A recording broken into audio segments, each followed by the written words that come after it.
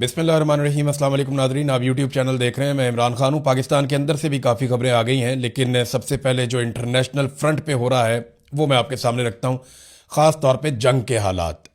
इसमें Donald Trump ने एक अजीबोगरीब स्टेटमेंट दे दिया, बल्कि ये कहें कि बोंगी मार दी। डोनाल्ड ट्रंप ने कहा है कि अगर हमला ना करते हम ईरान के ऊपर, तो अगले 2 हफ्तों में ईरान एटमी हथियार बना लेता है। अब ये स्टेटमेंट डोनाल्ड ट्रंप ने दे दिया। अमेरिका के अंदर लोग कह रहे हैं, पूरी दुनिया में लोग कह रहे हैं कि आयतुल्लाह खामनई शहीद जो है, उन्होंने फतवा दे रखा था कि ईरान एटमी धमाका नहीं करेगा, और उनकी ज़िंदगी में तो ये होना नहीं था। तो वो फतवा देने वाले को तो शहीद कर दिया, और अब वो एटमी धमाका कर भी सकते हैं, कोई पता नहीं है। और दूसरा, गुज़िश्ता साल 2025 में जून के महीने में अमेरिका ने B-52 बॉम्बर्स इस्तेमाल किए थे ईरान में, जो 200-300 मीटर तक नीचे जाके मारते हैं उनके बम, ज़मीन को फाड़ के अंदर जाते हैं। अब वो उन्होंने बम इस्तेमाल किए थे और ईरान की जो मिसाइल साइट्स हैं वहाँ पे बम्बारमेंट की थी। और उस वक्त डोनाल्ड ट्रंप ने ये ऐलान किया था कि अब ईरान एटमी धमाका नहीं कर सकेगा। हमने उनको बहुत पीछे धकेल दिया, अब वो कभी भी एटमी धमाका नहीं कर सकेंगे। ये डोनाल्ड ट्रंप ने उस वक्त कहा था। तो उस वक्त जो कार्रवाई की थी वो भी एक फेस सेविंग थी, वो मैं आपको बता देता हूं। उसमें भी ईरान का कोई नुकसान नहीं हुआ था, ना अमेरिका का कोई नुकसान हुआ था। बल्कि इसराइली हमले के बाद जब ईरान ने वापस हमला किया तो फेस सेविंग के लिए अमेरिका बीच में आया, और अमेरिका को निकलने के लिए फेस सेविंग कुछ दोस्त ममालिक ने लेकर दी थी। तो इससे अमेरिका को कुछ नहीं मिला था, लेकिन डोनाल्ड ट्रंप ने तब भी झूठ बोल दिया था। और अब ये कह रहे हैं कि ईरान 2 हफ्तों के अंदर एटमी हथियार बना लेता अगर हम ये हमला ना करते। तो कभी एक स्टेटमेंट, कभी दूसरा, कभी तीसरा। अमेरिका के अंदर से जो लोग ब्रीफिंग लेकर निकल रहे हैं ना, जिनको इदारे ब्रीफिंग दे रहे हैं, अमरीकी हुकाम जिनको ब्रीफिंग दे रहे हैं, वो सेनेटर्स भी या कांग्रेसमैन बाहर आके वो कहते हैं जी हमें कोई समझ नहीं आ रही, हमें ये समझा ही नहीं पा रहे कि ये हमला इन्होंने किया क्यों। इनके पास कोई एक प्रॉपर वजह नहीं है ये हमला करने की, और ये कोई जवाब फराहम नहीं कर पा रहे कि अब ये इन्होंने करना क्या है, और ना कोई आगे का प्लान है कि इन्होंने जाना किधर है। तो एक तो ये है। दूसरा, देखिए, ईरान ने एक धमकी लगाई है। मैं बार बार चेन ऑफ कमांड की बात कर रहा हूं कि अमेरिका और इसराइल ये कोशिश करेंगे कि ईरान की चेन ऑफ कमांड को तोड़ा जाए। अगर वो उसको तोड़ने में कामयाब हो जाते हैं तो फिर एक बिखरी हुई फौज लड़ाई नहीं लड़ सकती। लेकिन ईरान ने खबरदार किया। उन्होंने कहा जी कि अगर आपने ईरान के अंदर रजीम तब्दील करने की कोशिश की तो उसके बाद जो हम हमला करेंगे वो हम किसी और जगह पे नहीं करेंगे, बल्कि जो इसराइल की एटॉमिक साइट्स हैं वहां पे अटैक करेंगे। जो जौहरी तनसीबात या जौहरी साइट्स जिन्हें आप कहते हैं, जौहरी मराकज़ के ऊपर अटैक कर देंगे। और ये बड़ी खौफनाक धमकी है। यानी वो कहते हैं कि अगर ईरान के अंदर आपने रजीम तब्दील करने की कोशिश की तो जो एटॉमिक साइट्स हैं इसराइल की, उस पर अटैक करेंगे। उस पर तो फिर इसराइल के बाद बचेगा ही कुछ नहीं। पूरे रीजन के अंदर एक ताबकारी पैदा हो जाएगी और बहुत बड़ा मसला जन्म ले लेगा। अब चीन ने सालसी के लिए, हालात क्योंकि ख़राब हो रहे हैं, तो चाइना ने बात की है सऊदी अरब से, कतर से, बाकी मुल्कों से, ईरान के साथ भी उन्होंने बात की। तो चाइना अपना एक सालसी के लिए नुमाइंदा मिडिल ईस्ट में भिजवा रहा है ताकि सालसी की जाए और किसी तरह इस जंग को रोका जाए। सालसी इस बात पे भी हो जाए ना कि कम से कम ये लोग आपस में नहीं लड़ेंगे। अगर अमेरिका और इसराइल लड़ता है तो ईरान उसको जवाब दे सकता है, उनके अड्डों पे मार सकता है, लेकिन कम से कम अरब ममालिक और ईरान की आपस में लड़ाई नहीं होना चाहिए। ये चाइना की भी प्रायोरिटी है, ये ईरान की भी प्रायोरिटी है, और यही अरब हुक्मरान भी चाहते हैं। अब तक तो ऐसा है। अमेरिका इस लड़ाई को खींच के ना एक और तरफ लेकर जा रहा है। एक बात आप ज़हन में रखें कि ईरान ने यह बताया कि ना उन्होंने तुर्की के ऊपर अटैक किया, जो तुर्की के ऊपर एक हमला हुआ वो ईरान ने नहीं किया। ईरान ने यह बताया कि अजरबैजान के ऊपर एक अभी जाके एक ड्रोन गिरा है, कुछ लोग मिसाइल कह रहे हैं, और वो जो गिरा जाके वो एक एयरबेस के एरिया में गिरा। कुछ इतलात ये भी हैं कि वो इसराइली कोई अड्डा था, वहाँ पे इसराइल के कोई एसेट्स है। तो इसराइल के साथ अजरबैजान के ताल्लुकात हैं, ये हम जानते हैं, क्योंकि जब अजरबैजान ने आर्मीनिया को जंग में शिकस्त दी थी तो 2 मुल्कों के ड्रोन उन्होंने इस्तेमाल किए थे, एक इसराइल के और दूसरे तुर्की के, और उनके ज़रिए से उन्होंने आर्मीनिया से अपना इलाका काराबाग खाली करवाया था। तो इसराइल के साथ मैं ये जानता हूँ कि अजरबैजान के ताल्लुकात चीज़ें चलती हैं। वो उनको कुछ पेट्रोलियम भी सप्लाई करते हैं अजरबैजान, क्योंकि गैस और पेट्रोलियम वहाँ पे है, तो वो पाइपलाइन के ज़रिए से तुर्की तक जाता है और वहाँ से आगे वो इसराइल को सप्लाई भी करते हैं। ये बात एक हकीकत है। अच्छा, इसमें जो अजरबैजान पे अटैक हुआ उसमें ईरान ने कहा जी ये भी हमने नहीं किया। इसके अलावा जो बरतानिया का साइप्रस के अंदर जो अड्डा है वहां पे जो अटैक हुआ उसको भी ईरान ने कहा ये भी हमने नहीं किया। तो अलग अलग जगहों पे जो अटैक हो रहे हैं, या ये आरामको के ऊपर जो अटैक हुआ ईरान ने कहा ये भी हमने नहीं किया। जो ऑयल फैसिलिटीज हैं इनको हम नहीं मार रहे, हम अरब सिविलियंस के ऊपर भी अटैक नहीं कर रहे।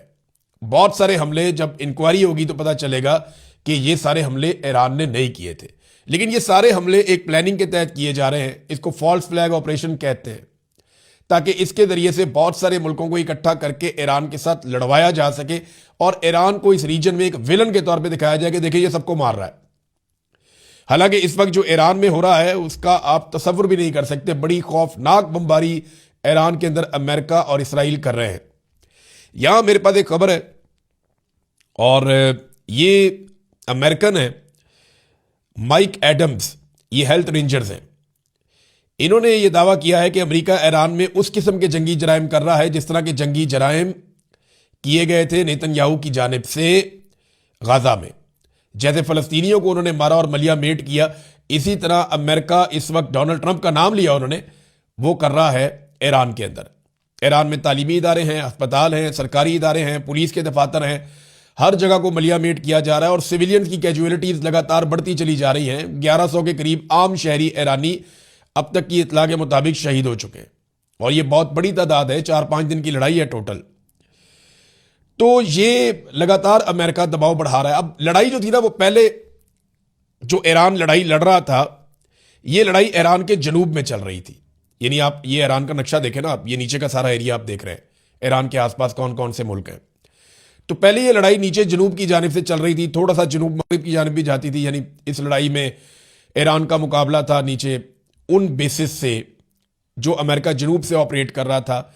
यानी आप शुरू हो जाए ना नीचे ओमान से, आगे यूएई आ जाता है, कतर आ जाता है, सऊदी अरब आ जाता है, उर्दन आ जाता है, पीछे इसराइल आ जाता है। तो अमेरिका इस रीजन को इस्तेमाल कर रहा था। ईरान का सारा फोकस और लड़ाई यहां पे जनूब में थी, लेकिन अब यह लड़ाई शिफ्ट होकर मगरिब में और शुमाल मगरिब में चली गई। यानी अमेरिका कोशिश कर रहा है कि इसको इराक से ऊपर तुर्की और तुर्की के बॉर्डर से ऊपर अजरबैजान तक इस लड़ाई को पहुंचा दे। तो ये एक नया फ्रंट खुल जाएगा ईरान के लिए। और यहां से कुर्दों को इक्विप्ड किया गया है, कुर्दों को हथियार और साजो सामान दिया गया है। और अमेरिकन रिपोर्ट्स के मुताबिक जो उनके मीडिया ने बताई है, 1000 कुर्दों ने ईरानी फोर्सेस के ऊपर अटैक किया जदीद हथियारों के साथ, और उनकी मदद फिजा से अमरीकी और इसराइली कर रहे हैं। जबकि आपको मैंने बताया पिछले वीलॉग में कि कमांडोज उतारे गए हैं नजफ के सहरा में, और ये इराक की तरफ से ईरान को एंगेज करेंगे और यहां से अटैक करेंगे। तो मुख्तलिफ एरिया से ईरान को एंगेज किया जा रहा है। अभी जो ईरान का एरिया बाकी बचा है जहां पे अटैक नहीं हो रहा, ये पाकिस्तान, तुर्कमानिस्तान और अफगानिस्तान वाला एरिया। यानी इसे आप ये कह सकते हैं जो मशरकी साइड है या ऊपर टॉप पे जो शुमाली साइड है, यहां से ईरान के ऊपर अभी बंद है बॉर्डर, यहां पे किसी किस्म का अटैक नहीं हो रहा, ये बॉर्डर ठंडे हैं। लेकिन अमेरिका फ्यूचर में इनको इस्तेमाल कर सकता है या नहीं, इसके बारे में हम अभी कुछ नहीं कह रहे जब तक कि हमारे पास कोई प्रॉपर खबर इसके बारे में नहीं आती। ईरान के जो जेरे जमीन जखायर हैं उनको तबाह करने के हवाले से एक बड़ा दावा किया है अमेरिका ने और इसराइल ने। वे कह रहे हैं कि ईरान ने अपने मिसाइल जखीरा जो है उसे महफूज रखने के लिए जमीन के अंदर पूरे पूरे शहर तामीर किए हुए थे, मगर अब हम उन्हें निशाना बना रहे हैं। उनका दावा है कि हमें पता चल गया कि वो कहां कहां हैं और कहां कहां से वो मिसाइल बाहर निकालते हैं, ड्रोन बाहर निकालते हैं। तो वो कहते हैं जैसे ही वो सुरंगों से बाहर आते हैं हम उन्हें फौरन निशाना बनाते हैं। जबकि बंकर बस्टर बम, ये वो बम होते हैं जो बंकर्स को तबाह करते हैं, लेकिन क्योंकि वो जमीन की बहुत गहराई में है तो उनको तबाह नहीं किया जा सकता।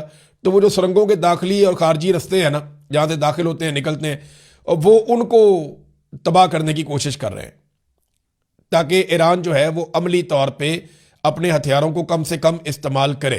अब ये जनाब अमेरिका और इसराइल का दावा है कि सैकड़ों मिसाइल और लॉन्चर हमने तबाह कर दिए हैं, जिससे ईरान की वो सलाहियत कमजोर हो रही है जिसके जरिए वो जंग के आगाज में बड़ी तादाद में हमले कर रहा था।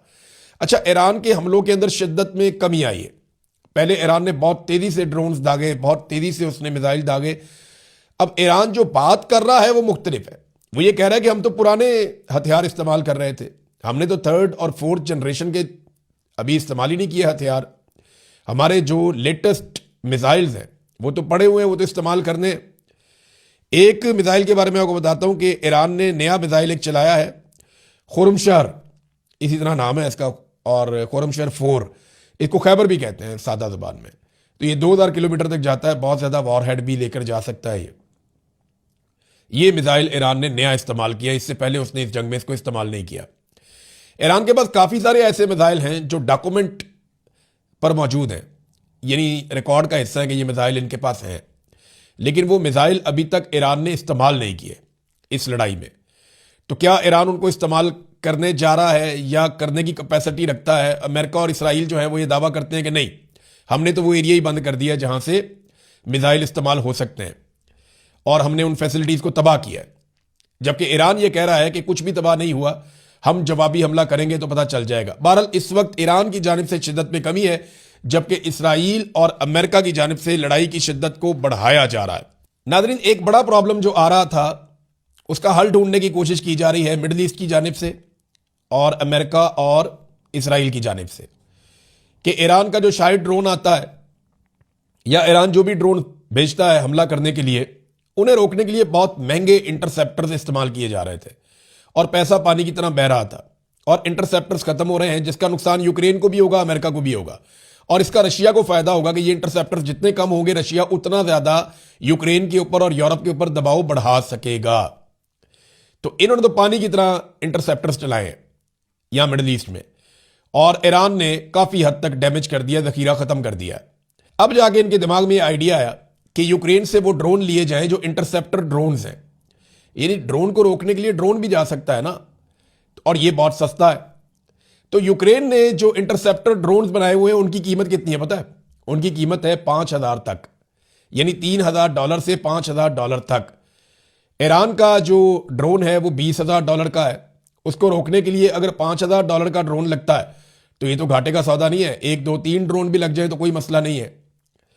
तो अब ये ड्रोन हासिल करने की कोशिश की जा रही है मिडिल ईस्ट में, अमेरिका की जानिब से और इसराइल की जानिब से, और यूक्रेन ने कहा जी हम आपको बताते हैं। लेकिन इससे पहले कि यूक्रेन बताएगा और यूक्रेन ड्रोन की सप्लाई करेगा, रशिया यूक्रेन का बॉर्डर बहुत ज्यादा गर्म कर देगा और यूक्रेन के लिए बहुत ज्यादा प्रॉब्लम क्रिएट कर देगा, क्योंकि रशिया प्रॉपर तरीके से मैदान में आ चुका है। रूसी वजीर खारजा सरगई लारोफ, इनके जो स्टेटमेंट आए हैं इनको आप सुनेंगे तो आपको आइडिया हो जाएगा कि रूस इस लड़ाई को कैसे देख रहा है। सबसे बड़ा बेनिफिशियरी वो बनने वाला है इस लड़ाई का, या चाइना को बहुत फायदा होगा। देखिए ना, पूरी दुनिया का तेल बंद है, चाइना का तेल बंद नहीं हो रहा, उनको सप्लाई लगातार जा रही है, क्योंकि वैसे भी चाइना के साथ बिगाड़ता नहीं है ईरान। ईरान का 90% ऑयल पाबंदियों के बावजूद चाइना खरीदता है। फिर चाइना ईरान के अंदर जो इन्वेस्टमेंट करने जा रहा है, जो उन्होंने वादे किए हैं वो $400 अरब के हैं। तो ईरान चाइना के साथ तो नहीं बिगाड़ता। रूसी वजीर खारजा ने कहा कि वो ममालिक जो अमेरिका और इसराइल की जारहियत से मुतासिर हैं, यानी जिन ममालिक के ऊपर इसराइल और अमेरिका दबाव डालता है और उन्हें परेशान करता है, वो हमारे स्ट्रेटेजिक पार्टनर्स हैं, वो हमारे दोस्त हैं, हमारे स्ट्रेटेजिक पार्टनर्स हैं, यानी लड़ाई के नुक्ता नजर से हम उनके साथ हैं। हम उनके लिए दीगर अमन पसंद मुल्कों के साथ मिलकर ऐसा माहौल बनाएंगे जो अमरीकी हमले को मुकम्मल तौर पर नामुमकिन बना देगा। देखिए ना, ये लड़ाई में अमेरिका बहुत बुरी तरह एक्सपोज हुआ है। ईरान से मार खाना तो अमेरिका का नहीं बनता था, लेकिन बहुत मार पड़ी उन्हें, और ईरानियों ने मारा, उनके सारे अड्डे तबाह किए हैं यहां पे इस रीजन में। तो इसके बाद रशिया को और बाकी मुल्कों को बहुत हौसला मिला, जो मिलना भी चाहिए था। तो उन्होंने कहा जी हम बाकी मुल्कों के साथ मिलकर, जो ज़ेरे अताब है अमेरिका के और इसराइल के, हम ऐसा सिस्टम बनाएंगे, यानी इसका मतलब यह है कि अब अरबों की तरफ भी नजर है रशिया की और बाकी मुल्कों की तरफ भी, ताकि आइंदा अटैक ना किया जा सके। फिर उन्होंने कहा हम अमेरिका और इसराइल के लिए यह फिजा इतना सख्त बना देंगे और इस हद तक जाएंगे कि ईरान के खिलाफ यह ऑपरेशन हो ही ना सके। अब ये बहुत सारे इशारे दे रहे हैं रूसी वजीर खारजा, और चीजें बहुत क्लियर कर रहे हैं कि अमेरिका और इसराइल के मकासद में से एक मकसद यह है कि वो ईरान के खिलाफ जंग में खलीज फारस के ममालिक को शामिल करें। यह भी उन्होंने कहा, वो जो मैं आपको कह रहा था ना फॉल्स फ्लैग ऑपरेशन, इस पर भी उन्होंने बात की कि जनाब ये कोशिश कर रहे हैं कि कुछ ना कुछ करके शामिल किया जाए लड़ाई के अंदर अरब ममालिक को और बाकी ममालिक को, ताकि ईरान के ऊपर दबाव ज्यादा बढ़े। नाज़रीन, भारत शदीद तनकीद की जद में आ गया वजह यह है कि भारत की नेवी ने दावत दे के ईरानी बहरिया को बुलाया था, उनका जंगी जहाज गया था और वो बहरी मशकों में उसने हिस्सा लिया। ये निहत्ते फौजी थे, ये इंडिया के पानियों में मौजूद थे और वहाँ पे ये अपनी एक्सरसाइजेज ख़त्म करके मूव कर रहे थे, तो इनको अमेरिकन ने भारतीय पानियों के अंदर डबो दिया और वहाँ पे 80 से ज़ायद ईरानी फौजी शहीद हो गए। अब इसके ऊपर इंडिया के अंदर इंडिया पे तनकीद हो रही है और बैनुल अक़वामी सतह पे हर जगह पे इंडिया पे तनकीद हो रही है कि उन्होंने अपने मेहमानों का ख्याल नहीं रखा। इस पे ईरानी वज़ीर ख़ारजा ने कहा कि अमरीकी फ़ौज ने जारहियत का मुज़ाहरा करते हुए ईरान से तकरीबन 2000 मील दूर बैनुल अक़वामी पानियों में हमला किया है। मेरे अल्फाज लिख लें, अमरीका ने इस हमले से जो मिसाल कायम की है, ईरानी फ्रिगेट जहाज डयाना भारतीय बहरिया का मेहमान था, ये उसके लिए बहुत महंगा साबित होगा। ये जनाब वज़ीर ख़ारजा ईरान अब्बास अराकची का स्टेटमेंट है। इंडिया के अंदर बहुत तनकीद हो रही है, इंडिया में इतनी जरूरत नहीं है कि वो अमेरिका की मजम्मत कर दे कि हमारे मेहमान आए हुए थे, वो निहत्ते फौजियों का आपने उनका जहाज डबो दिया, ये क्या तरीका है। अमेरिका की मजम्मत भी नहीं कर पा रहा, हत्ता कि वो ईरान के साथ ताज़ियत भी नहीं कर पा रहा कि उनके साथ जाके हमायत कर दे कि जी आपके साथ ज्यादती हुई है, हम आपके साथ खड़े हैं। ऐसा भी कुछ नहीं कर पा रहा। नाज़रीन, सऊदी इंटेलिजेंस के जो साबिक चीफ हैं शहजादा तुर्की अल फैसल, उनका एक स्टेटमेंट आया और ये इस वक्त बड़ा इंपॉर्टेंट है। इस पे हमें इसलिए नजर रखनी पड़ेगी क्योंकि सऊदी अरब को बाकी मुल्कों समेत इस लड़ाई में घसीटने की कोशिश की जा रही है। सऊदी इंटेलिजेंस के साबिक चीफ शहजादा तुर्की अल फैसल ने कहा कि ईरान जंग नेतन्याहू की जंग है। नेतन्याहू ने अमेरिका के दौरे करके ट्रंप को इस जंग पे आमादा किया और ये कि वो उनकी राय की हमायत करें। शहजादा तुर्की अल फैसल ने कहा कि सऊदी अरब और इसराइल के ताल्लुकात मामूल पर आने की बात भूल जाएं, ये नहीं होना। और यही बात अमेरिका के अंदर बहुत सारे लोग कह रहे हैं कि ये लड़ाई थी नहीं अमेरिका की, ये नेतन्याहू की एक ख्वाहिश थी जिसको पूरा करने के लिए उसको अमेरिका में एक ऐसा सदर मिल गया जिसको उसने इस्तेमाल कर दिया बेवकूफ़ बना के, और डोनाल्ड ट्रंप फंस गया। वो कहते हैं जनाब कि ईरान एटमी धमाका करने वाला था। अब देखें ना, दुनिया में तेल का बहरान और गैस का बहरान संगीन होता जा रहा है। आबनाए हरमज की बंदिश से सप्लाई लाइन बहुत ज़्यादा मुतासर हो गई है, जिसका अमेरिका पर दबाव पड़ रहा है। अमेरिका के तमाम इत्तेहादियों के लिए बंदिश है, लेकिन चाइना का तेल जा रहा है, वहां से गुजर रहा है। देखिए ना, अमेरिका को तो प्रॉब्लम यह था कि चीन का तेल बंद होना चाहिए और बाकी सबका बंद हो गया, चीन का चल रहा है। और चीन ने अपनी तमाम रिफाइनरीज को यह हुक्म जारी कर दिया है कि वो तेल की एक्सपोर्ट बंद कर दें। चीन में रिफाइनरीज है ना, वह खाम तेल आता है, वहां से वो दुनिया को सप्लाई करते हैं। यानी ऑस्ट्रेलिया का, फिलिपीन का, हांगकॉन्ग का, सिंगापुर का, बहुत सारे ममालिक का ये प्रॉब्लम हो जाएगा। अब ये सारे अमेरिका के चहीते ममालिक हैं, तो चाइना ने वहां पर बंद कर दिया। अब नाज़रीन, पाकिस्तान के अंदर से चंद खबरें हैं। सबसे पहले तो इमरान खान साहब को अंदर रखने के लिए नई कानून साजी कर दी गई है। आप अंदाजा करें कि एक आदमी जो 2.5 साल से जेल में कैद है, उसको मजीद अंदर रखने के लिए पाकिस्तान का निज़ाम इस हद तक गिर चुका है कि एक मरतबा फिर कानून साजी कर रहा है। सेनेट में खामोशी से वारदात डाली गई, फिर कौमी असम्बली में, और प्राइवेट मेंबर बिल में चेयरमैन नैब की देखिए मुद्दत खत्म हो गई ना, अब घर जाओ ना, जनरल साहब को घर जाना चाहिए। तो चेयरमैन नैब को जो चंद दिन बाद अपनी मुद्दत पूरी करने वाले थे, उनको 3 साल की मजीद तौसीह मिल गई है। जनाब, जब तक हम नया नहीं लगाते आप काम करते रहें। दूसरा, इमरान खान की इस्लामाबाद हाई कोर्ट से अगर जमानत का जो केस है अब सुप्रीम कोर्ट में नहीं आएगा बल्कि आईनी अदालत में जाएगा। ये कार्रवाई क्या डाली गई, देखें, नैब कानून में जो नई तरमीम है ना, ये सेनेट से मंजूर की गई है और तरमीम के बाद अब इमरान खान की 190 मिलियन पाउंड का जो स्कैंडल है या नैब का जो तोशाखाना केस है, इन दोनों में जो हतमी अपील है अब सुप्रीम कोर्ट में नहीं जाएगी बल्कि वो आईनी अदालत में जाएगी, जो आईनी अदालत को कंट्रोल करते हैं ये लोग। और आईनी अदालत के बारे में भी एक चीज यहां पे शर्त रख दी गई है कि आईनी अदालत मुकम्मल शवाहिद का जायजा नहीं लेगी, सिर्फ अपील इस पॉइंट पर सुनेगी कि कहीं ट्रायल में किसी आईनी हक की खिलाफ वर्जी तो नहीं हुई। यानी सिर्फ टेक्निकल चीजें देखेगी, वो ये नहीं चाहेगी कि जनाब इंसाफ हुआ या नहीं हुआ, ये चेक नहीं कर सकेगी आईनी अदालत। अब मुझे बताएं, फौजदारी मुकदमात आईनी अदालतों में जाएंगे सिर्फ इसलिए कि इमरान खान को जेल में रखना है। ये पाकिस्तान का पूरा स्ट्रक्चर अदलिया का तबाह करने जा रहे हैं सिर्फ इमरान खान को जेल में रखने के लिए। पाकिस्तान में नाज़रीन तेल और गैस की किल्लत पैदा हो रही है, इसके बावजूद कानून साजियां इमरान खान के खिलाफ हो रही हैं। दहशतगर्दी बढ़ रही है, अफगानिस्तान के साथ रोजाना आपकी लड़ाई चल रही है, मईशत और सरमायाकारी का फालूदा निकल चुका है, लेकिन तरामीम की जा रही है। बिजली ₹1.63 मजीद महंगी कर दी गई है पाकिस्तानियों की कमर तोड़ने के लिए, लेकिन तरामीम जारी रहेंगी। तेल और गैस की किल्लत हो गई पाकिस्तान में आलमी हालात के पेश नजर, लेकिन इमरान खान के खिलाफ तरमीम इन्होंने करनी है। सऊदी अरब ने इमदाद रोक ली पाकिस्तान की। नाज़रीन, उन्होंने कहा जी हम सऊदी लोगों से टैक्स लेते हैं, उस पैसे से आपको मदद देते हैं या सरमायाकारी करते हैं। हमने नहीं करनी सरमायाकारी और हमने आपको इमदाद नहीं देनी। पहले आप पाकिस्तान के अंदर टैक्स रिफॉर्म लेकर आए, अपने लोगों से आप टैक्स लें। और काफ़ी सारी शर्त रख दी सऊदी अरब ने और इमदाद रोक दी। ये है पाकिस्तान के हालात। लेकिन हमारे जर्नैलों की तवज्जो सारी की सारी इस बात पे है कि इमरान खान को जेल के अंदर कैसे रखना है। टेक्निकल बुनियादों पे रखें, झूठे केसेस में रखें, जैसे भी रखें, तवज्जो फिर वहीं पे। अमेरिका के जूते पॉलिश करो, आलमी सतह पे सबको मना के रखो और इसके बहाने इमरान खान को जेल में रख के अपने इक्तदार को तूल दो। अब तक के लिए इतने, अपना ख्याल रखिएगा, अपने चैनल का भी। अल्लाह हाफ़िज़।